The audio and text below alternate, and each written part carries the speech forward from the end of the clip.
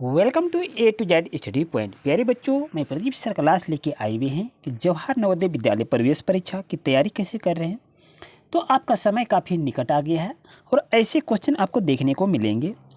तो क्वेश्चन कैसे कैसे यहाँ पर पूछा जाता है, चलिए इसको देखते हैं। क्या कह रहा है, चित्र में x का मान क्या होगा।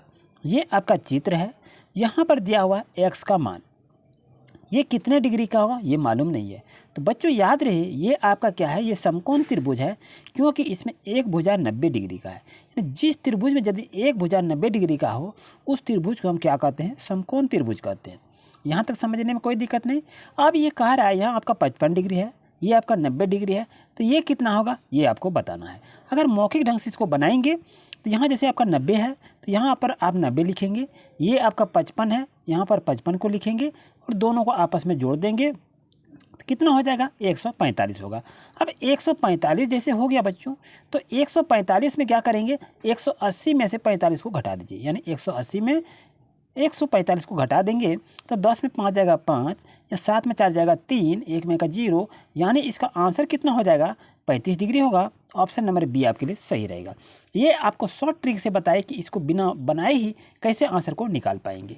चलिए इसको बच्चों हम सॉल्यूशन के साथ इसको देखते हैं। बच्चों जैसा कि देख रहे हैं, इस त्रिभुज में कितने कोण हैं, इस त्रिभुज में 3 कोण हैं, कोण ए, कोण बी, कोण सी। तो यहाँ पर क्या लिखेंगे बच्चों, कोण ए प्लस कोण बी प्लस कोण सी। यदि तीनों भुजा को हम आपस में जोड़ते हैं, तीनों कोण को आपस में जोड़ते हैं तो कितना डिग्री होता है, 180 डिग्री होता है। यहाँ तक कोई दिक्कत नहीं। अब जैसे कोण ए का मान 55 है तो यहाँ पर बच्चों क्या लिखेंगे, 55 डिग्री लिख लीजिए। कोण बी का मान कितना दिया है, 90 डिग्री है, तो यहाँ पर 90 डिग्री को लिख लीजिए। और कोण सी जो है हमको निकालना है, ये मालूम नहीं है, तो ये कितना होगा, 180 डिग्री। यहाँ तक कोई दिक्कत नहीं। चलिए अब ये कोण सी की वैल्यू निकालने के लिए कह रहा है, तो कोण सी की वैल्यू को हम निकालते हैं। जैसा कि दिख रहे कोण सी की वैल्यू हम निकालेंगे, ये आपका 180 हो गया, तो यहाँ पर क्या करेंगे, 180 डिग्री लिख लेंगे और ये दोनों को आपस में जोड़ेंगे। यदि 55 और 90 को, जैसे अभी हम 55 और 90 को जोड़े कितना हो गया, 145 हो गया। तो यहाँ 145 इधर है और बराबर के ये साइड में आएगा तो यहाँ क्या हो जाएगा, माइनस हो जाएगा। यहाँ पर क्या लिखेंगे, 145 लिखेंगे। अब 180 में से 145 को यदि हम घटाएंगे बच्चों तो कितना होगा, 35 डिग्री होगा। तो यही आंसर है, यही आपका यहाँ पर ट्रिक से हम निकाल दिए। ये आपको बेसिक कंसेप्ट बताए जो कि आप अच्छी तरह से इसको समझकर इसका निकाल सकते हैं। ये आपका बेसिक कंसेप्ट है। आइए बच्चों नेक्स्ट क्वेश्चन पर। प्यारे बच्चों जैसा कि क्वेश्चन क्या कह रहा है कि एक ट्रक में 475 बोरे ढो सकते हैं, यानी एक ट्रक ऐसा है वो 475 बोरे ढो सकता है। तो इस तरह यदि 58,425 बोरे हों तो कितने ट्रकों की आवश्यकता होगी, यहाँ पर आपका आंसर है। तो इसमें से आपको सही आंसर को चुनना है। तो बच्चों इसको चलिए इसको बनाते हैं। कैसे इसको बनाएंगे, यहाँ पर लिख लीजिए, चूँकि एक ट्रक, यही तो है यहाँ पर, चूँकि एक ट्रक में कितने बोरे ढो सकते हैं, तो 475 बोरे जो यहाँ पर दिया हुआ है। एक ट्रक में 475 बोरे ढो सकते हैं, ये यहाँ तक समझने में कोई दिक्कत नहीं।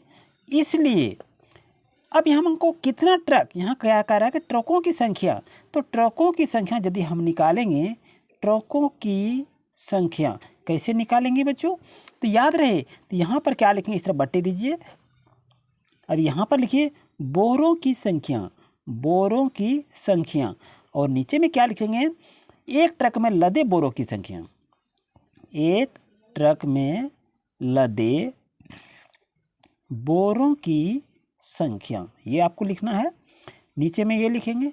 अब यहाँ देखिए बोरों की संख्या कितनी है, तो टोटल बोरा आपका देखा जाए 58,425 है, तो यहाँ पर लिखेंगे 58,425 लिखेंगे। और यहाँ पर एक गाड़ी में कितना बोरे होते हैं, 475 होते हैं, तो 475 को लिखेंगे। अब यदि इसमें से 475 से यदि इसको डिवाइड कर देंगे तो बच्चों आपका कितना हो जाएगा, 123 हो जाएगा। तो ऑप्शन नंबर की बात करें तो ऑप्शन नंबर सी आपके लिए सही रहेगा। यानी ये चूके और एक ही नियम से ये क्वेश्चन को अधिकतर पूछा जाता है। इस आधार से दूसरा क्वेश्चन भी यहाँ पर पूछ सकता है। जैसा कि देख रहे हैं प्यारे बच्चों, क्वेश्चन नेक्स्ट क्या कर रहा है कि वृत्त का क्षेत्रफल ज्ञात कीजिए जिसकी त्रिज्या 7 सेंटीमीटर है। ये आपका क्या है, ये आपका वृत्त है और इसमें से क्या कर रहा है, इसकी त्रिज्या जो यहाँ पर दी है ये आपका 7 सेंटीमीटर है। तो इसका क्षेत्रफल निकालिए, एरिया क्या होगा। तो आपके पास क्या है, 4 ऑप्शन दिया हुआ रहता है और इसमें से सही ऑप्शन को चुनना है। तो इसको बनाएंगे कैसे, चलिए इसको देखते हैं। तो बच्चों इसको बनाने के लिए यहाँ आपको लिखना होगा, वृत्त का क्षेत्रफल, वृत्त का क्षेत्रफल बराबर सूत्र क्या होता है, पाई आर स्क्वायर होता है।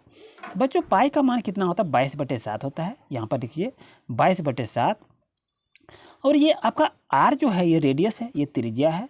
यहाँ पर 7 लिखेंगे और यहाँ पर 7 लिखेंगे, क्योंकि आर स्क्वायर दिया है तो आर का मतलब हो गया आपका रेडियस, त्रिज्या जिसको यहाँ 7 है, तो इसको 2 बार लिखना होगा। अब इसको क्या करेंगे, कटा देंगे। अब यहाँ देखिए आपके पास 22 और 7 बच गया, तो 22 और 7 को गुना करेंगे तो बच्चों कितना हो जाएगा, 154 सेंटीमीटर स्क्वायर हो जाएगा। तो ऑप्शन नंबर ए बच्चों आपके लिए सही रहेगा। जैसा कि देख रहे हैं प्यारे बच्चों, क्वेश्चन क्या करेगा, 4 अंकों की बड़ी से बड़ी तथा छोटी से छोटी संख्याओं का योग क्या होगा, ये आपसे पूछा गया है।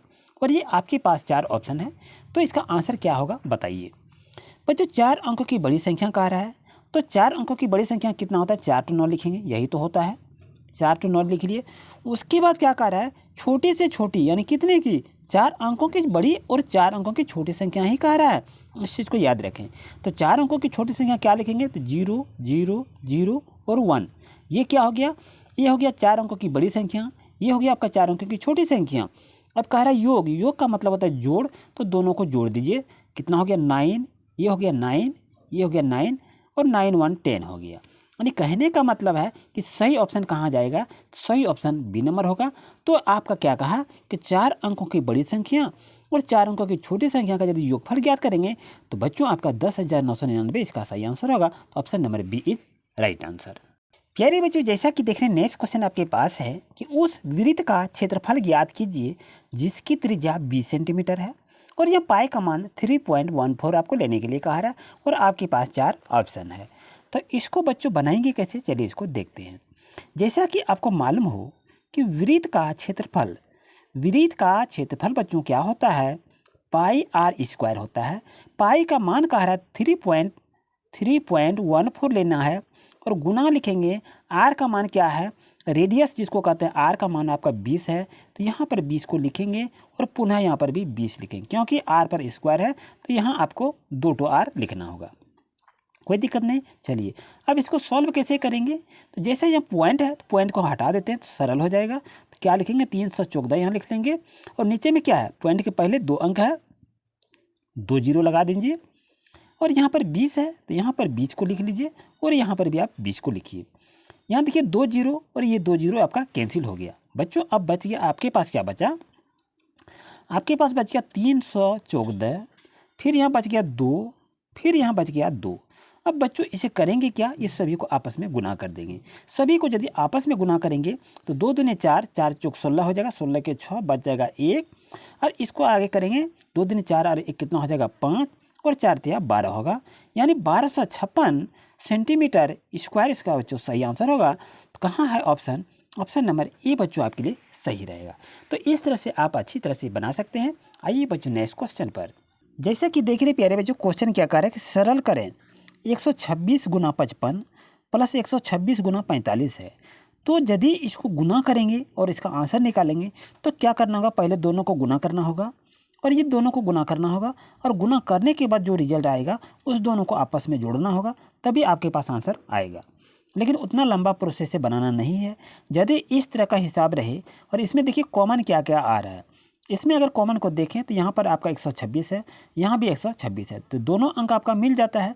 दोनों अंक यदि दोनों आपस में मिल रहा है तो इसको करना क्या है, इसको आप साइड में कर लीजिए। जैसा कि देख रहे हैं यहाँ इसको साइड में हम कर लिए। अब इस साइड में करने के बाद इसको करेंगे क्या, इसको अंदर में लिखिए, 55 आपका है, यहाँ पर 55 लिखिए, प्लस यहाँ कितना है 45 है, इसको क्या करेंगे यहाँ पर अंदर कर दीजिए। यानी कहने का मतलब ये हो गया कि ये संख्या आपस में इसको अंदर में रख लिए, और ये यदि दोनों आपस में मिला तो इसको कॉमन कर लिए, और कॉमन करने का यहाँ क्या हो गया, गुना हो जाएगा। अब यहाँ पर देखा जाए कि 126 यहाँ पर आपका गुना है, और ये 5 और 5 को जोड़ेंगे कितना होगा, 10 0 1, 5 4 9 1, 10 0 1 हो जाएगा, यानी 10 हो जाएगा। अब यहाँ से देखें 126 गुना 100 करेंगे तो कितना हो जाएगा, तो आपका आंसर ये आ जाएगा। तो इस शॉर्ट ट्रिक से भी आप इसे बना सकते हैं। अगर यदि बात करें तो ऑप्शन नंबर डी बच्चों आपके लिए सही है। तो इस ट्रिक का इस्तेमाल कर सकते हैं, या ऐसे बनाएंगे कि 126 गुना 55 करेंगे तो ऐसा करेंगे बहुत लंबा प्रोसेस हो जाएगा। 126 गुना 45 करेंगे तो ये आपका लंबा प्रोसेस हो जाएगा। तो इस विधि से इसको बनाना नहीं है, तो इस ट्रिक के माध्यम से आपको बनाना है। आइए नेक्स्ट क्वेश्चन पर। जैसा कि देख रहे प्यारे बच्चों, नेक्स्ट क्वेश्चन क्या कर रहा है कि सबसे छोटी पूर्ण संख्या को चुनें। 0 होगा, 1 होगा, 2 होगा या 3 होगा। तो आप याद रहे कि सबसे छोटी पूर्ण संख्या जो होती है 0 होती है, तो ऑप्शन नंबर 1 आपके लिए सही है। इसमें कोई ट्रिक की आवश्यकता नहीं है। आइए चलते हैं क्वेश्चन नंबर नेक्स्ट पर। जैसा कि देख रहे हैं प्यारे बच्चों, क्वेश्चन क्या कर रहा है कि 94 के पूर्ववर्ती संख्या कौन सी है, आपसे ये क्वेश्चन को पूछा गया है। तो यहाँ पर कहना है कि पूर्ववर्ती संख्या हम कैसे निकालेंगे। यहाँ देख रहे कितना 94 है। पूर्ववर्ती संख्या यदि आपको निकालने के लिए कहे तो आप करेंगे क्या, 94 में से 1 को घटा दीजिए तो कितना होगा, 93 हो जाएगा। तो ऑप्शन नंबर बी आपके लिए सही रहेगा। और यदि यहाँ से कहे आपका परवर्ती संख्या, तो परवर्ती संख्या में क्या करेंगे, 94 में से 1 को जोड़ देंगे तो आपका कितना हो जाएगा, 95 हो जाएगा। याद रहे कि यदि पूर्ववर्ती संख्या कहे तो 1 को घटा देंगे और परवर्ती संख्या कहे तो 1 जोड़ देंगे, तो आपकी न्यू संख्या जो आएगी वो संख्या आपका परवर्ती होगी। आई होप कि इसमें दोनों क्वेश्चन को आपको अच्छी तरह समझ में आ गया होगा। आइए नेक्स्ट क्वेश्चन पर। जैसे कि देख रहे हैं प्यारे बच्चों, क्वेश्चन क्या कर रहा है कि 24 और 36 का महत्व बतावें, यानी महत्तम सामर्थ्य निकालने के लिए कह रहा है। तो इसको बनाएंगे कैसे, आपके पास 4 ऑप्शन रहता है। इसको सही ढंग से आपको बनाना है और सीखना भी है। तो बच्चों चलिए इसको देखेंगे कैसे इसको बनाएंगे। तो 24 जैसे आपसे कहा गया, तो यहाँ पर क्या करेंगे, 24 को लिख लीजिए और 24 का गुणनखंड लिखिए। 24 का गुणनखंड क्या होगा, तो 2 दूनी 4, 4 दूनी 8 और 8 तिया 24 हो जाएगा। और यदि यहाँ से बात करें 36 का, तो 36 का गुणनखंड क्या होगा, तो इसको गुणनखंड करेंगे 2 दूनी 4, 4 तिया 12 और 12 तिया 36, यही आपका हो जाएगा। अब ये 24 और 36 का जो गुणनखंड यहाँ पर दिया हुआ है, ये दोनों में से देखिए क्या मिल रहा है। यहाँ देखिए 2 मिल रहा है, तो 1 2 को हम बाहर कर लेंगे। फिर यहाँ देखिए 1 2 यहाँ है और 1 2 है, इसको बाहर कर लेंगे। अब यहाँ पर 2 नहीं मिल रहा है, 2 को छोड़ दीजिए। अब यहाँ पर देखिए 3 यहाँ है और यहाँ पर 3 है, ये मिल गया, तो इसको यहाँ पर लिख लीजिए। अब बच्चों करना क्या है, दोनों को तीनों को आपस में गुना कीजिए। 2 दूनी 4, 4 तिया क्या हो जाएगा, तो 12 हो जाएगा। अगर जो दोस्तों प्यारे बच्चों यदि बात करें तो 24 और 36 का मौसो क्या होगा, तो ऑप्शन नंबर ए होगा, 12 होगा। इस चीज़ को बच्चों याद रखिए। आइए नेक्स्ट क्वेश्चन पर। जैसे कि देख रहे हैं प्यारे बच्चों, क्वेश्चन क्या कर रहा है कि 12 और 18 का लॉसर निकालिए। तो 12 और 18 का लॉसर कैसे निकालते हैं आप जानते हैं। चलिए इसको गुणनखंड कर लेते हैं। पहले आपको 2 विधि बताएंगे अभी, 12 और 18 का लघुत्तम हम कैसे निकालते हैं। तो 12 का यदि हम गुणनखंड करें तो क्या होगा, 2 दूनी 4 और 4 तिया 12, यही तो होगा। 18 का देखते हैं, 18 का कैसे निकालेंगे, तो इसको क्या करेंगे, 2 तिया 6 और 6 तिया 18, ये आपका हो गया। अब इसमें से बच्चों देखा जाए कि यहाँ आपका ये क्या है, ये आपका मिल रहा है। इसमें से देखा जाए ये आपका मिल रहा है। तो अब इसको हम बनाएंगे कैसे, तो यहाँ पर ध्यान दीजिए, यहीं पर आपका एक ट्रिक छिपा है जो इस चीज़ को आप समझते हैं। जैसा कि देख रहे हैं ये 2 तो मिल गया, इसको 1 तो लिख लीजिए। अब यहाँ पर ये दोनों मिल गया, तो 1 तो लिख लीजिए। अब ये नहीं मिला, इसको एज ए लाइक इसी तरह इसको लिख लीजिए। अब करें क्या, 3 दूनी 6, 6 दूनी 12 और 12 तिया कितना हो गया, 36 हो गया। तो यानी कहने का मतलब क्या है, 36 आपका आंसर होगा। तो ऑप्शन नंबर बी आपके लिए बच्चों सही रहेगा। अगर इस तरह नहीं बना पाते हैं तो ऐसा बना लीजिए ना, 12 हो गया और 18 हो गया, इसका लघुत्तम निकाल लीजिए। तो 2 से कटा दीजिए, 2 छके 12 हो जाएगा, 2 नमा 18 हो जाएगा। अब यहाँ पर देखिए किससे कटेगा, ये 3 से। 3 दूनी 6 कटा दीजिए, 3 तिया 9 कटा दीजिए। अब करना क्या है, इसको गुना कर दीजिए, 2 गुना 3 गुना 2 गुना 3, 3 दूनी 6 हो गया, 6 दूनी 12 हो गया और 12 तिया क्या हो गया, 36 हो गया। तो बच्चों यहाँ पर देखिए ये भी इसका आंसर 36 और ये भी इसका आंसर 36 है। तो बच्चों इसी तरह से लेटेस्ट अपडेट पाने के लिए अभी चैनल को सब्सक्राइब कीजिए और मन लगा के पढ़ाई कीजिए, सफल होइए, यही मेरी कामना है। Thank you.